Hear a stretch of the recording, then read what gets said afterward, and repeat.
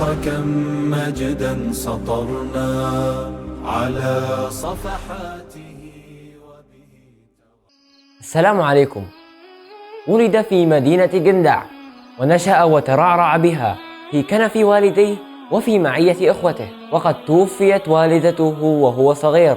وحديثنا اليوم عن الأستاذ محمود جابر بدرون، والذي ولد في عام 1940، وقد عرف بالنبوغ المبكر والألمعية النادرة، وقد حفظ القرآن الكريم في سن مبكر، وقد عمل مترجما من صغره، وقد كان رساما موهوبا، وقد برزت لديه هذه الموهبة من صغره رغم قلة المعطيات في مدينته، وقد أتقن كل أنواع الرسم بكافة مدارسه بجهد ذاتي محض، وقد شارك في مجلات أمريكية برسوماته الجميلة، وقد نالت إعجاب الكثيرين.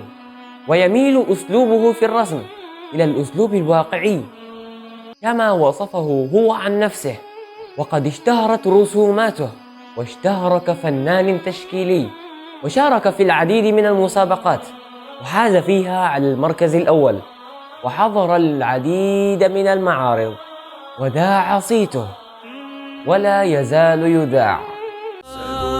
التاريخ كم مجدا سطرنا على صفحاته.